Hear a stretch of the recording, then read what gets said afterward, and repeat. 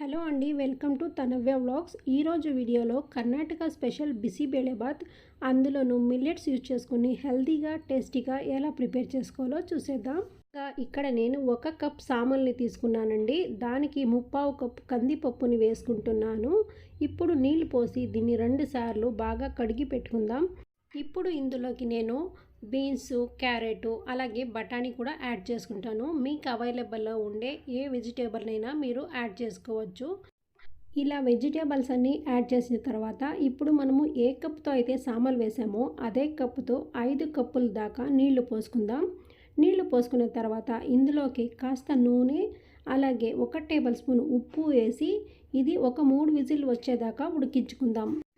ఇప్పుడు 3 విజిల్ వచ్చిన తర్వాత చూడండి, ఓపెన్ చేసి చూపిస్తున్నాను. ఇది బాగా ఉడికిపోయింది. ఈ టైంలో మీకు ఇంకా వాటర్ కన్సిస్టెన్సీగా ఉండాలంటే కాసన్ని వేడి నీళ్ళు కూడా పోసుకోవచ్చు. ఇప్పుడు పక్కన బాండ్లీ పెట్టుకుని అందులోకి నూనె వేసి కాసన్ని ఆవాలు, 1 ఆనియన్ కట్ చేసి వేసుకున్నాను. అలాగే 2 ఎండు మిర్చీలు వేసుకున్నాను. ఇవి కాస్త ఉడికిన తర్వాత ఇందులోకే కాస్త కరివేపాకు అలాగే 1 టమాటో కట్ చేసి వేసి టమాటో బాగా నున్నగా వేగేదాకా వేయించుకోండి. దీన్ని ఇలా సిమ్లో పెట్టుకుని ఒక 2 నిమిషాలు వేయిస్తే ఇది బాగా నున్నగా అయిపోతుంది. ఇలా టమాటో కాస్త మెత్తబడిన తర్వాత ఇందులోకి 1 టేబుల్ స్పూన్ కారం పొడి అలాగే 2 టేబుల్ స్పూన్ల బిసిబేళబాత్ పౌడర్, రెడీమేడ్ పౌడర్ని వేసుకుంటున్నాను. ఇలా 2 నిమిషాలు వేపుకున్న తర్వాత ఇందులోకి కాస్త చింతపులుసు వేసుకుని ఈ టైంలో కావాలంటే మీరు కాసని నీళ్ళు కూడా యాడ్ చేసుకోవచ్చు. ఇలా 2 నిమిషాలు ఉడికిన తర్వాత ఆయిల్ సపరేట్ అయ్యి ఇది బాగా ఉడికిపోయింది చూడండి.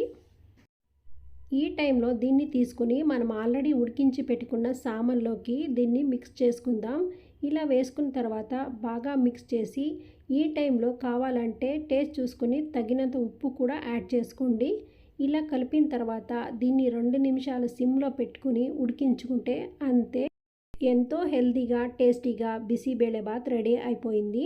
చూసారు కదండి. ఈ వీడియో మీకు నచ్చినట్లయితే లైక్ చేయండి, షేర్ చేయండి. అలాగే మర్చిపోకుండా మన ఛానల్ని సబ్స్క్రైబ్ చేసుకోండి.